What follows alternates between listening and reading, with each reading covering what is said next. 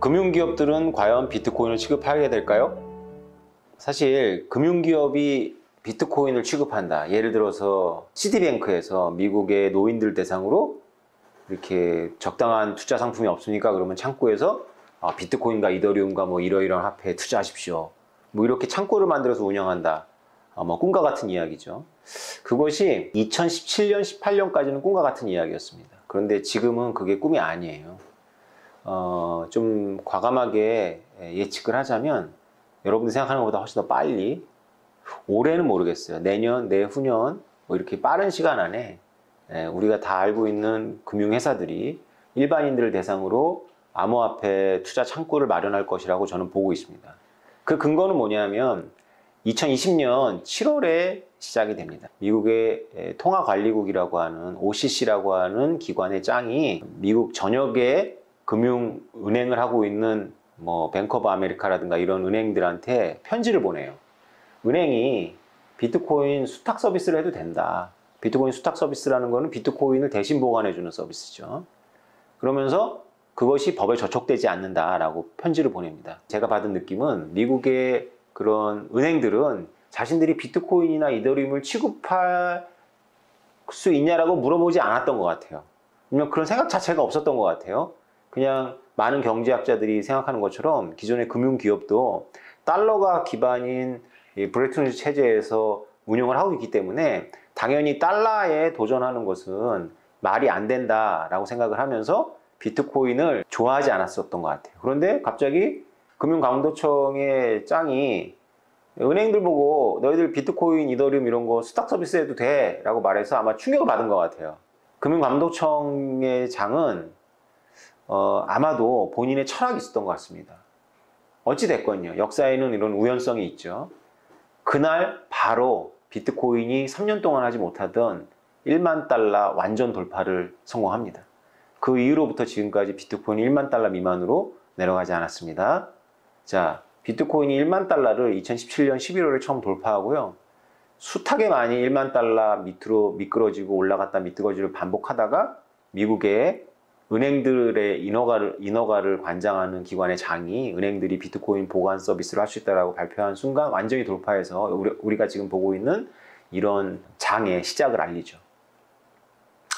저는 금과 달러와 비트코인을 비교하는 많은 사람들에게 이렇게 얘기해 왔어요.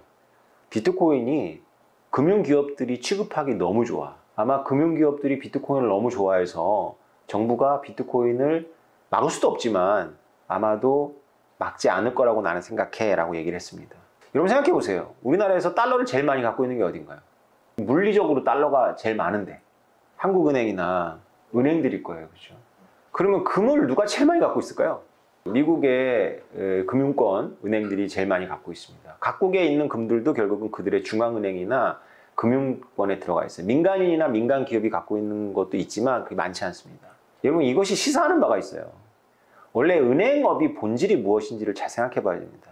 우리는 그냥 은행은 망하지 않는 것이고 은행에 돈을 넣는 것은 뭐 국가기관에 돈을 넣는 거랑 똑같다라고 우리는 여기는데 은행하고 국가기관은 서로 협력할 때도 있지만 서로 갈등할 때도 많았고요.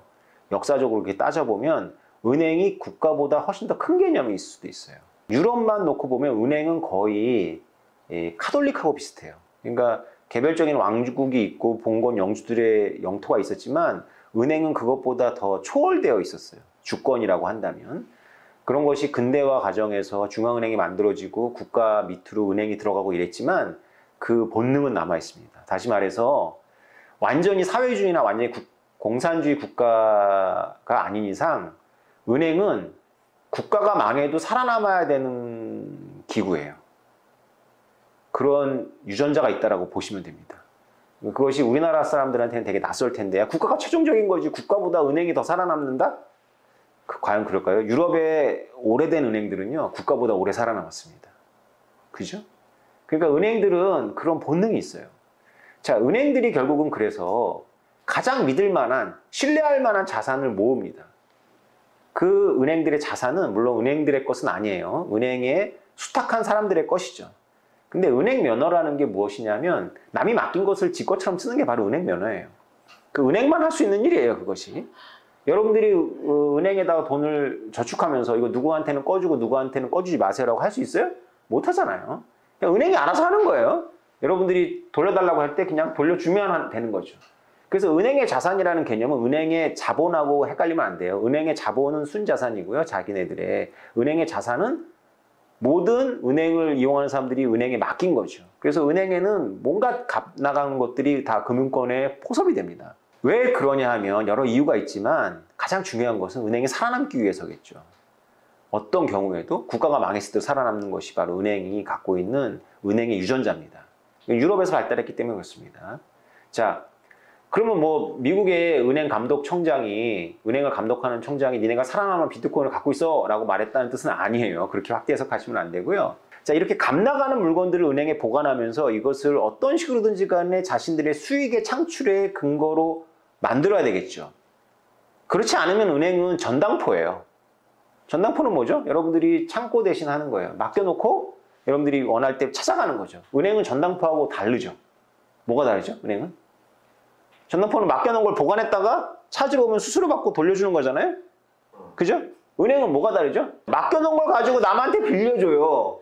맡겨놓은 걸 가지고 남한테 빌려주면서 거기서도 수수료를 뗀단 말이죠. 이것은 은행 기업만이 할 수 있는 면허예요. 우리가 하면 그거는 이제 자본시장법이나 유사수신 이런 거에 걸리는데 은행만 할 수 있어요. 이것이 바로 보편적인 은행들의 역할입니다. 비트코인이 그런 면을 생각해 보세요. 비트코인이 일반인들이 직접 비트코인을 다루기가 쉬운가요? 어려운가요? 비트코인은 어려워요. 일반인들이. 특히 노인을 생각해 보세요. 왜 어려울까요? 보관 너무 위험하고 자기가 갖고 있자니 너무 뭐 떨리죠. 이 고가를. 그래서 은행에 맡겨놔요. 그럼 은행이 그걸 어떻게 하죠? 남한테 빌려줘요.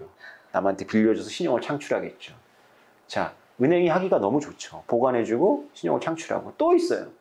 일반인들이 비트코인을 직접 보유하는 것보다는 은행을 통해서 간접적으로 보유하는 형태를 선호할 수 있는 이유가 또 있죠.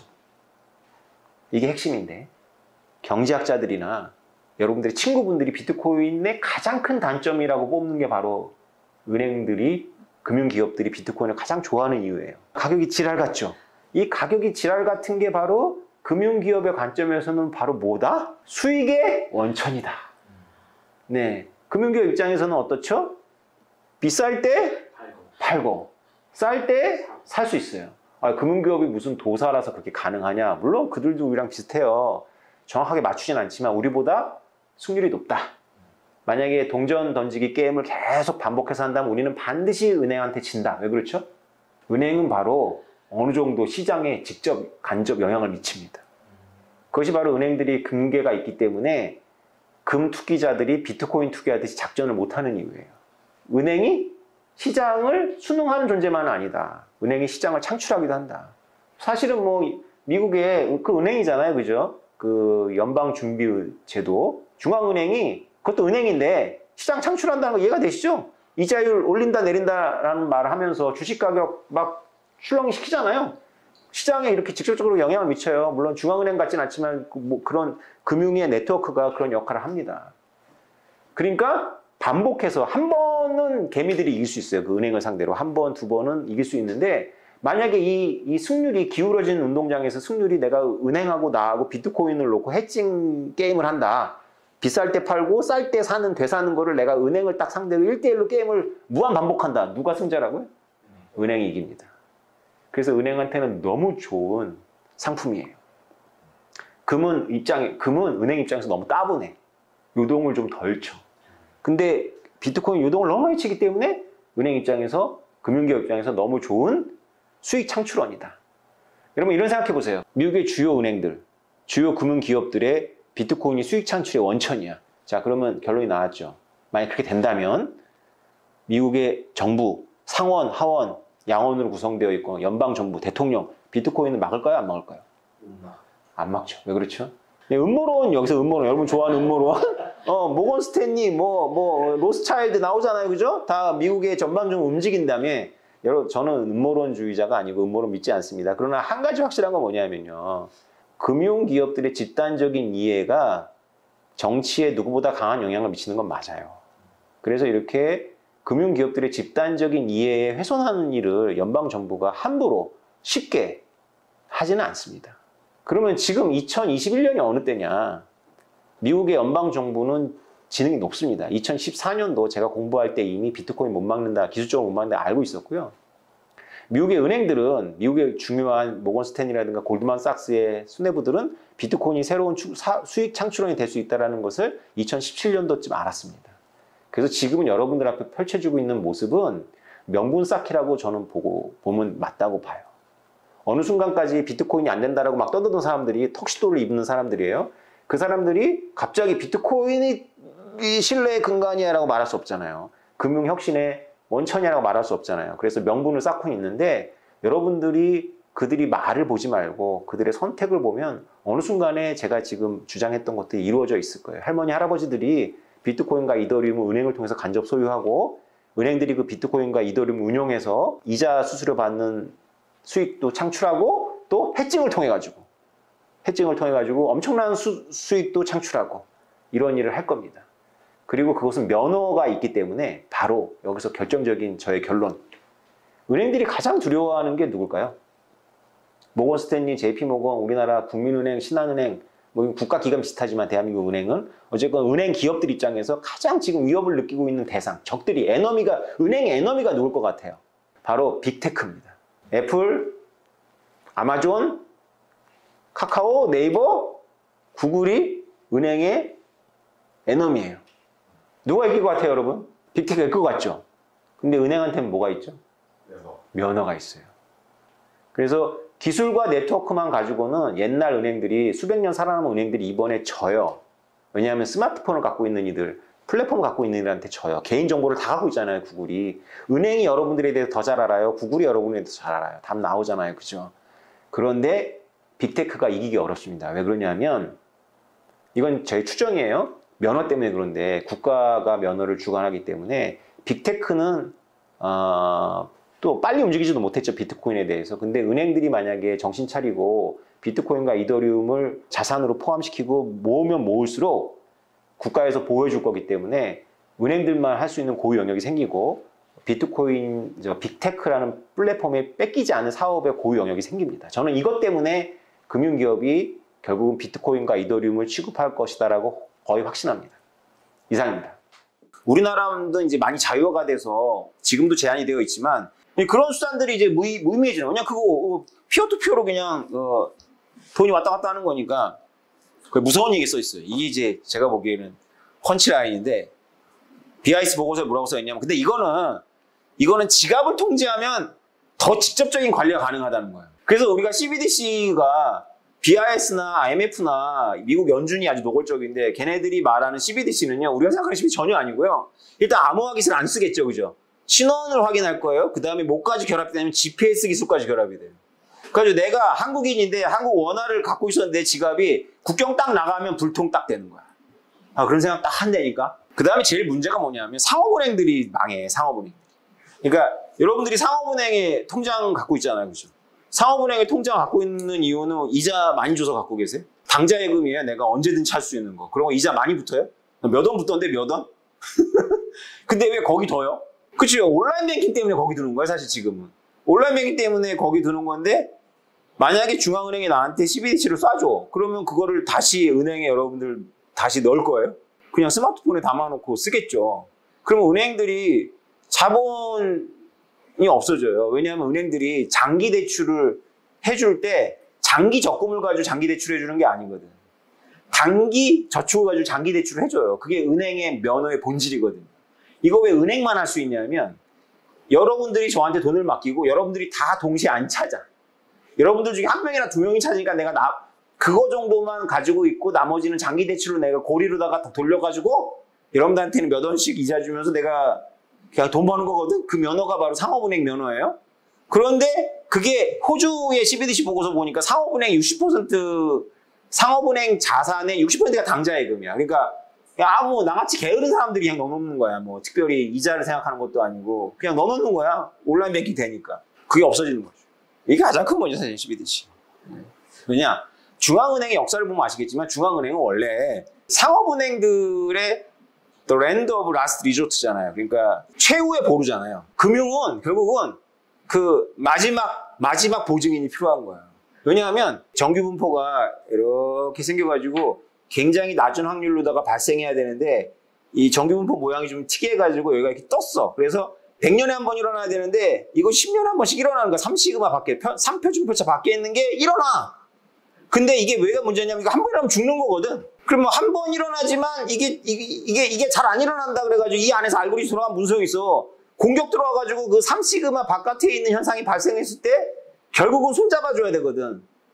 그러니까 이건 역사적으로 증명이 된 거예요. 누군가 손잡아줘야 돼. 그걸 만드는 게 바로 중앙은행이야. 잘 안 일어나지만 그래도 한꺼번에 막 패닉에 빠져가지고 한꺼번에 인출 사태가 일어나지. 그 뱅크런이잖아요. 그때 내가 너한테 무한 신뢰를 줄게. 무한 신용을 제공해 줄게. 그래서 만들어진 게 중앙은행인데 처음에 이렇게 천사 같은 얼굴을 만들었다가 나중에는 중앙은행이 그 인사에도 개입하고 막 사상한 거 다 개입하는 거지. 그지? 어쨌건 중앙은행은 상업은행을 위해서 만들어졌는데 이 중앙은행이 CBDC를 만들면 상업은행을 완전히 망하게 만들 수도 있는 거야. 연준에서 달러 CBDC를 만들면 전 세계의 중앙은행들이 폐업을 하고 지네 나라의 상업은행도 폐업을 하는 거야. 그럼에도 한다면 그거는 이제 음모론적인 거죠.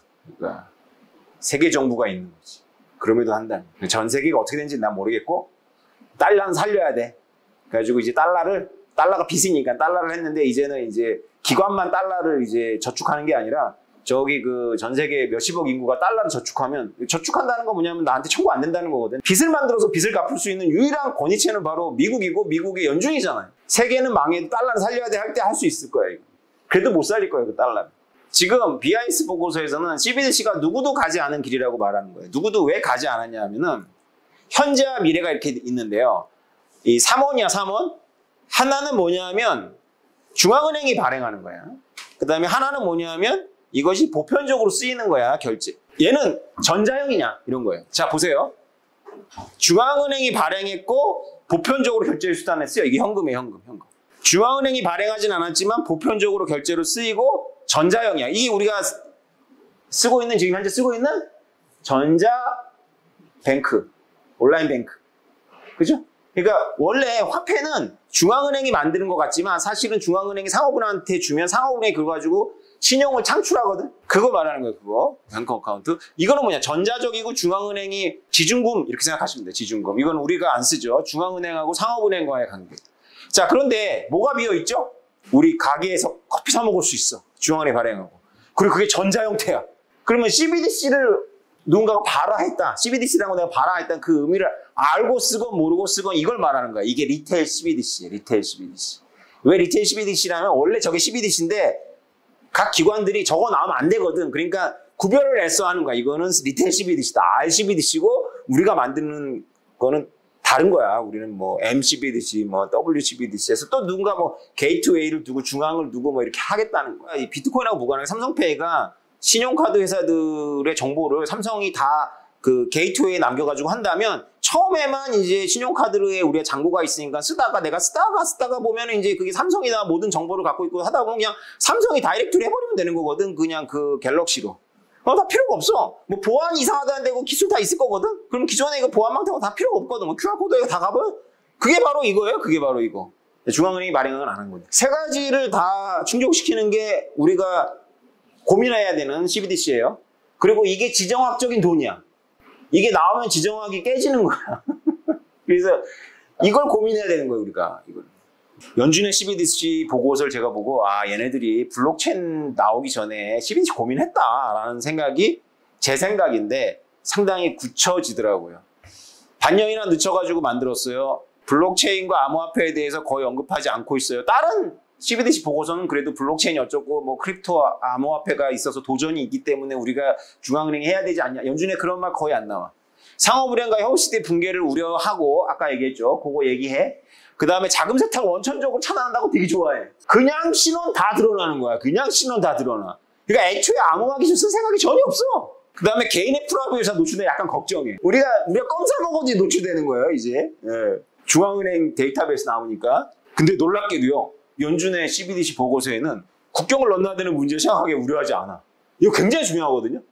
이거를 공부하는 게 우리 커리큘럼의 절반이라고 생각하셔도 돼요. 왜 국경을 넘는 게 문제냐, 돈이. 이것에 대해서 고민해가지고 만든 시스템이 브레튼 우드 시스템이라도 과언이 아니거든. 덱스터 화이트라는 사람하고 케인즈라는 그 천재가 몇 년 동안 고민해가지고 2차 대전이 끝나고 나서 질서를 만들 때는 우리 각 국가에 통화 주권을 넘겨주고 이제 제국주의 하지 말고 각 국가가 150개국, 200개국 각 국가가 자기 나라의 통화는 자기네들이 하고 무역에 쓰는 결제 수단만 따로 만들고 금으로 하지 말자. 금으로 하지 말고 뭔가 이렇게 정치적으로 늘렸다 줄였다 해서 위기 상황에는 팍 유동성을 공급할 수 있고 코로나 같은 거 발생하면 유동성 팍팍팍 늘려야 되는데 금은 안 늘어나잖아. 유동 팍팍 늘어날 수 있는 이런 거 만들어서 이거 운영하자. 그리고 단기 자본, 투기적 자본이 말이야 소로스 이런 애들이 말이야 그 당시 소로스 없었지만 소로스 이런 애들이 말이야 이렇게 단기 자본으로다가 막 이렇게 막 은행 공격 이런 거 안 돼. 그런 새끼들은 경제 도움 하나도 안 돼. 그러니까 방화벽 쳐가지고 국경 못 넘게 돈. 국경을 넘는 자본은 중앙은행이나 중앙은행이 인정한 은행들만 허락하에 넘길 수 있고 일반인들이 무역을 하면 바로 자기 나라 돈을 바꿔야 되고 그 다음에 개인들은 대수성 외화를 안 갖게 뭐 이런 철학이 막 들어가 있고 그게 바로 지금 우리가 누리고 있는 시스템이에요. 우리가 알건 모르건 간에 역사가 그래. 그러면 당연히 그거를 주도했던 미국의 중앙은행이 국경을 넘나드는 문제에 대해서 전혀 고민을 안 한다. 제가 그래서 이거를 물론 뭐 나중에 또 2탄, 3탄 나온다니까 거기서 논할래나 생각할 수도 있지만 제가 어떤 깨달음이 있었어. 난 이 깨달음을 생각하는데 얘네들은 애초에 블록체인 국경 넘고 비트코인 이거 관심이 없다. 얘네들은 그냥 GPS 기술 지금 구글이나 이런 애들이 이렇게 여러분들 한 달 지나면 다 여러분들의 동선을 다 보여주잖아요. 그런 기술을 이용해서 디지털 머니를 만들 거였구나. 애초에 이게 걱정거리가 아니고 국경 못 넘어야 우리 거. 그리고 외국인들한테 못 줘. 외국인이 받으려면 제가 특별히 허가를 받아서 자격을 얻어야지만 제 지갑으로 달러 CBDC가 오겠죠. 미국인이 그거 갖고 국경 못 넘어. 국경 넘으면 불능돼. 그러다 다시 미국 국경으로 들어오면 다시 활성화되고 뭐 이런 거 생각하는 거야 얘네들. 그러니까 이거 뭐냐. 연준의 CBDC를 봤더니 이거 암호화폐도 블록체인 기술도 아니다. 그러니까 비트코인하고 아무 상관이 없어요. 그래서 BIS는 이런 도표를 그렸어요. 그러니까 이제 리테일 CBDC는 너무 부담되니까 이게 외국인들이 접촉하는 거, 외국인들이 접속을 해서 달러 CBDC를 받게 하는 거 이게 문제가 좀 심각한데 생태계를 짜기 나름이야. 폐쇄형으로 짜면 지금 제가 설명한 거 미국 연준이 만들고 미국 국민들만 하고 국경 넘으면 불능하게 만들 수 있어. 폐쇄형. 그 다음에 간접형. 외국에 나가서 쓸 수 있는데 우리가 통신 로밍 하듯이 로밍하는 시스템을 만들자. 이렇게 환전 시스템, 컨버전하는 시스템을 만들자. 리플이 이거를 먹겠다는 거지. 그래서 이 국제 시스템이라든가 이게 지정하고 전혀 모르니까 아직도 이런 거에 대한 지식 없이 리플 전문가라는 사람들이 열심히 떠드는 게 뭐냐면 국가 간의 이해관계 이런 거 모르겠고 환전할 때 불편하는 걸 리플에게 해결해 줄 거야. 어떻게 해결해주는지 설명도 못해. 그냥 해결해 준대. 그래서 그걸 리플이 다 먹는데 막 가정에 있는데 중요한 건 지정학이라는 게임의 룰을 완전히 다 개무시하는 거야. 여러분 지정학이 한번 세팅이 되려면 수십만 명이 총 들고 싸우고 죽어야 되는 거예요. 지정학은 그냥 테크놀로지의 발전을 통해 세상이 변하는 건 전혀 다른 거야. 지정학이 바뀐다는 건 뭐냐면 수백만 명이 고아가 되고 수십만 명이 전쟁터에서 죽는 그런 과정, 용광로를 통해 가지고 질서가 세팅이 한번 되고 그게 수십 년 간 다음에 이걸 바꾸려면 또 피를 흘리고 또 다시 세팅되고 이러는 거야. 이게 무서운 거예요. 코더들 잘 들으세요. 아무리 대접받고 그래도요. 이렇게 이 상층 질서에서 이렇게 칼퇴근하면서 대접받는 거예요. 아셨죠? 이 퇴근 안 하는 사람들, 그보다 더 밑에 레이어, 이렇게 군인들, 정치가들이 만들어내는 그것도 약소국의 그런 사람들이 아니라 지금 러시아, 미국, 이런 애들이 바둑을 두는 게 지정학이고, 그거는 칼퇴근이 없어. 그게 진짜 질서야.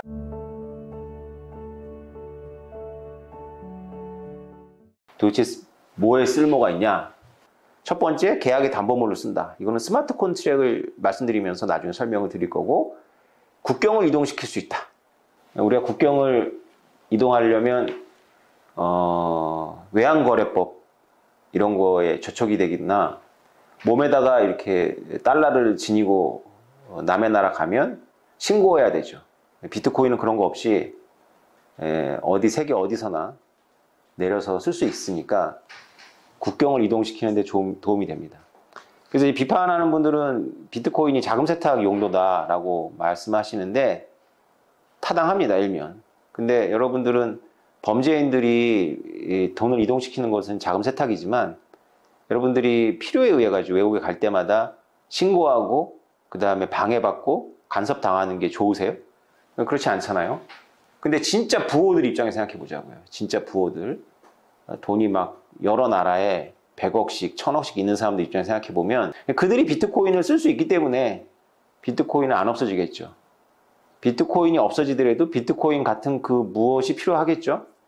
금을 가지고 이동하려면 머리를 많이 써야 되겠죠. 안 걸리려고.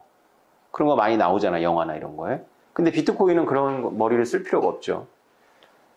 그러면 범죄인들이 막 쓰겠네요. 네, 그거는 이제 다음에 도덕적으로 어떻게 비트코인을 볼 것이냐라는 문제에서 다루기로 하고, 지금 이 문제에 지금 초점을 맞춰보자고. 비트코인은 뭐에 쓰느냐? 비트코인 인플레이션 해지용으로 쓸 수 있죠. 인플레이션 해지라는 것은 이제 국가가 돈을 남발하니까 그 자신이 가지고 있는 돈의 가치가 계속 떨어지니까 뭔가 방법을 찾아야 되잖아요. 그래서 인플레이션 해지를 우리나라 사람들이 제일 많이 했던 게 뭘까요? 부동산이죠. 그래서 만약에 우리가 1970년대로 돌아가서 한 사람은 자신의 소득을 부동산에 넣고 한 사람은 자신의 소득을 정기적금에 넣었다고 생각해 보자고요. 1970년대. 그래서 30년 동안 부었다고 생각해 보자고요. 뭐 40년 동안. 그 둘의 운명은 완전히 다르죠. 그 두 가구는 완전히 다른 경로를 가게 됩니다. 사람들이 이제 알죠. 야, 이 저축하는 것은 바보구나. 뭐 바보라는 말이 좀 그렇다면 저축은 이타적인 행위죠. 나라를 위해서 하는 거예요. 기업들이 저렴한 금융을 가지고 투자할 수 있도록 하는데 도움이 되는 거고, 나를 위한 건 아니죠. 물론 이제 우리나라는 냉소적으로 볼 게 아닌 게, 그렇게 해가지고 기업들이 성장을 했고, 그 기업들이 지금 세계적인 기업이 돼서 그렇게 저축하신 분들의 자녀분들을 고용하고, 그래서 이렇게 기업과 함께, 세계적인 기업과 함께 대한민국이 세계적인 국가로 비상하는 데 도움이 됐으니까 그게 멍청한 일이었다라고 생각하진 않아요. 그런데 이런 표현을 하고 싶네요. 순진한 시대는 끝났다. 왜냐하면 대한민국에서 사례를 봤거든요. 누가?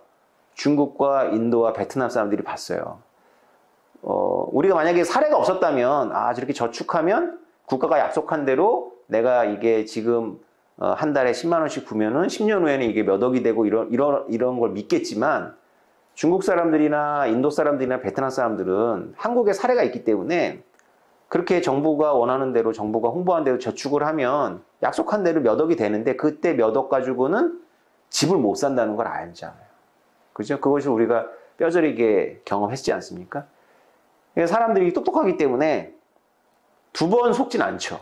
두 번 속을 수 있죠. 그러나 또 세 번 속진 않잖아요. 그래서 경제학자들이 비트코인 인플레이션 해지라는 말을 들으면 막 경기를 일으키고, 비트코인이 어떻게 인플레이션 해지냐라고 말을 하지만, 그러면 저축을 하면 됩니까? 라고 물어보면, 제가 생각하기에 양심 있는 경제학자들 중에 그 누구도 당신이 저축하면 그 저축한 것만큼 정당한 대가를 30년 이후에 거둘 수 있을 것이다 라고 말할 수 있는 경제학자는 제가 보기에는 떠오르지 않네요. 한 명도 없을 것 같아요. 왜냐하면 경제학에서는 인플레이션 자체를 좋은 거라고 전제하거든요. 경제학자들이 말하는 이상적인 화폐는 시간이 지나면 가치가 떨어지는 화폐일 거예요. 그걸 가지고 일반 대중들을 보고 그 화폐를 믿고 그 화폐로 저축을 하라고 하는 거니까, 경제학자들 그 가족들도 안 할 일을 일반인들한테 지금 시키고 있는 건지도 모르죠. 우리가 뭐 이번 정부의 여러 고위 관료들의 행위를 봐서 알겠지만 얼마나 부동산을 좋아합니까? 부동산 투기를 잡겠다고 하는 사람들이 부동산을 얼마나 개인적으로 좋아하는지 우리가 다 봤잖아요. 그래서 우리가 이 비트코인 현상 하나를 놓고 보면서도 인간의 도덕성과 인간의 양면성, 그 다음에 남들한테는 이렇게 공공성을 얘기하고 본인들은 자신의 사익을 추구하는 게 얼마나 이게 뿌리가 깊은지를 비트코인 하나를 가지고도 생각해 볼 수가 있습니다. 화폐로, 법정화폐로 저축을 해서 30년 후에 찾는 돈의 가치를 생각해 봤을 때 인플레이션 해지를 부동산이나 금이나 이런 걸로 해야 되는데 머리 아프잖아요. 그리고 정보가 많아야 되잖아요. 근데 비트코인은 그 면에서 굉장히 단순하거든요. 그냥 사 놓으면 30년 후에는 지금보다 훨씬 더 올라가 있을 거고, 아무리 100번 양보해도 저축보다는 나을 거다 라는 거죠. 네 번째, 이거는 이제 요새 문제가 되고 있는 전기 사용인데요. 이렇게 주장하는 사람은 아무도 없어요. 지금 오태민만 이렇게 주장하는데, 비트코인은 전기를 금융화합니다. 이거는 사토시 나카모토가 애초에 의도했던 바는 아니에요. 여러분들이 저하고 비트코인을 공부하다 보면 채굴에 대해서 깊이 공부를 해야 되는데 이 비트코인의 채굴에는 많은 인문학적인 그런 원리들이 숨어져 있어요. 그런데 본의 아니게 전기를 금융화할 거예요, 비트코인이. 이 전기를 금융화한다는 말이 뭐냐면은 발전소들이 전기를 버리는 건 알고 계시죠? 전기를 왜 버리냐? 전기라는 게 만들어 놓고 저장을 해놨다가 필요할 때 쓸 수 있는 거면 좋은데 이게 효율이 엄청 떨어져요. 그리고 그 축전지 기술에 들어가는 모든 그 재료가 그게 히토류예요. 환경을 엄청 파괴시킵니다. 배터리 만들고 이러는 게. 앨런 머스크는 탄소 보조금 엄청 받아가면서 앨런 머스크는 축전지 기술이 뭐 엄청나게 대단한 것처럼 자랑을 하지만 사실 한계가 있어요. 그래서 전기는 음식처럼 그릇에 담아서 냉장고에 넣어놨다가 필요할 때 꺼내 먹을 수 있는 것이 아니다. 그냥 그때 필요할 때마다 생산을 해내야 된다라고 생각하시면 되는데 발전소들은 예열을 하잖아요. 발전소의 기본적인 원리는 물을 끓여서 그 물로 터빈을 돌리는 거거든요. 그래서 그 터빈이 돌아가면서 자석이 돌아가면서 전기를 만들잖아요. 기본적으로 다 물을 끓여요. 그러니까 원자력으로 끓이느냐, 뭐 석탄으로 끓이느냐. 물을 끓이는 전력은 물을 여러분 생각해 보세요. 계속 끓여놓은 상태에서 유지하는 게 더 싸겠어요? 필요할 때마다 끓이는 게 더 싸겠어요? 끓여놓은 거 유지하는 게 더 쌀 거 아니에요? 그래서 웬만하면 보일러를 시키질 않아요. 그냥 계속 끓여야 되거든요. 근데 전기라는 게 안 쓸 때도 있으니까 한번 식혔다가 다시 끓이고 그 온도를 올리려면 굉장히 에너지를 많이 소모하게 되겠죠. 그래서 기본적으로 버리는 전기가 있어요. 그거 굉장히 많습니다. 원자력 같은 경우에는 실제로 사용하는 전기보다 버리는 전기가 훨씬 더 많아요. 그래서 제가 이 비트코인 공부하면서 논문을 찾아보니까 프랑스에는 원자력 비중이 큰데 70%인가로 알고 있는데 남는 전기를 어떻게 버릴 것이냐에 대한 논문도 있더라고요. 뭐 땅으로 흘려보내야 되느냐? 그럼 뭐 이제 땅으로 흘려보내면 우리가 알지 못하는 어떤 효과 같은 게 있을 거 아니에요? 그 지역 인근에? 뭐 이런 거 가지고 고려해가지고 이제 전기를 버리는 것을 고민하는데 비트코인은 이게 24시간 아무 때나 채굴을 해도 되는 거거든요. 그럼 만약에 발전소에서 남는 전기를 채굴해 놓고 그때 비트코인을 대가로 받겠죠? 그러면 그것은 비트코인이지만 남는 전기의 치환된 모습이거든요. 근데 남는 전기의 변화된 모습인데 이거 자체는 전기가 아니지만 금융적으로 보면 이게 가치를 갖고 시장 가격이 있으니까 이게 내 남는 전기의 저장 방식인 거예요. 그러면 그거 어떻게 다시 전기로 다시 치환하느냐? 이게 금융에서는 가능해요. 왜냐하면 전기가 막 피크타임 때 막 엄청나게 필요한 그런 발전소에서 축적했던 비트코인을 팔아서 전기를 사는 거죠. 전기를 어떻게 사느냐? 여러 방법이 있어요. 남는 잉여 전기를 산다는 개념도 있지만 전기를 안 쓰는 거에 대해서 보상해 줄 수도 있잖아요. 피크타임 때. 당신은 전기를 쓰지 않는 거에 대해서 우리가 보상해 줄게요. 라는 식으로 얼마든지 재원이 있으면 그런 방식으로 원래 금융이라는 게 남는 데서 모자른 데를 채우는 기법이잖아요. 이것을 이타적으로 하는 것이 아니라 각각의 주체들이 이기적인 욕망에 의해 가지고 남는 데서 부족한 데를 채우는 것이 바로 금융인데 이거 시간과 거리에 의해 가지고 비슷한 거죠. 전기가 남을 때 축적해 놓은 비트코인으로 전기가 부족할 때 그것을 전기로 치환할 수도 있고 또 전기가 아니라 다른 보상으로 치환할 수도 있고 앞으로 이 비트코인이 발전 산업에 이 전기를 금융화하는 바로 그 도구가 된다라는 것은 각광을 받기 시작할 겁니다. 지금은 뭐 오태민만 떠든 수준인데 요새 이 시대에 비트코인이 막 전기를 쓴다. 앨런 머스크가 전기 때문에 비트코인을 쓸 수가 없다. 뭐 이런 거잖아요. 뭐 환경 오염 때문에. 이 시대에 이 비트코인의 이 용도가 주목을 받을 수 있어요. 그러니까 여러분 생각하는 것처럼 비트코인은 뭐 쓸모가 없는 그냥 코드다. 그냥 이런 숫자에 불과하다라는 생각은 질문하는 것 자체가 민망한 그런 수준의 질문입니다. 비트코인이 뭐 7년 전이나 3년 전이라면 이런 질문을 가능하겠지만은 지금 이미 그런 용도로다가 사람들이 다 파악해서 쓰고 있는데 댓글에다가 그래서 비트코인 쓰는 거 하나라도 나한테 얘기해달라 뭐 커피 사 먹는 얘기 좀 그만하고요. 커피는 못 사 먹을 수도 있어요. 근데 도박을 할 수 있잖아요. 이 도박을 할 수 있다는 것이 얼마나 중요한 건지 나중에 제가 말씀드릴게요. 여러분 해적들하고 도박꾼들이 쓰는 돈이 진짜 돈이에요. 이걸 명심해야 돼요. 해적들과 도박꾼들이 이 돈으로 나한테 지불하세요. 저는 이 돈만 받습니다 하는 게 진짜 돈이에요. 왜 그렇겠어요? 언제 도망갈지 모르잖아요. 자기의 거주지를 버리고 어딘가로 도망가야 되잖아요. 도망가서 쓸 돈이잖아요, 그 돈이. 도망가서 쓸 돈이니까 우주적인 화폐가 필요한 거예요. 그래서 도박꾼들하고 해적들이 원하는 돈이 바로 진짜 돈이에요. 뭐 계속 머릿속에 달러니 금이니 다 잊어버리고 그렇게 질문을 바꿔보세요. 도박꾼들하고 해적들이 원하는 돈이 무엇일까? 비트코인이 굉장히 유력하죠. 그러니까 비트코인을 그런 잡놈들의 돈이라고 생각하면 굉장히 나쁜 걸로 보이는데 야, 해적들이 좋아하는 돈이야. 이거 도박꾼들이 좋아하는 돈이야. 세계 어디에서나 요구하는 돈이야 라고 생각하면 여러분들의 관점이 좀 바뀔 수 있을까요? 그러니까 제발 비트코인 뭐에 쓰는가? 이 질문이 필요한 질문이기는 한데 앞으로는 안 하는 게 좋겠다. 왜냐하면 내가 너무 무식하다는 티를 너무 공개적으로 기록에 남기는 거다. 이런 차원에서 말씀드렸습니다. 네, 감사합니다.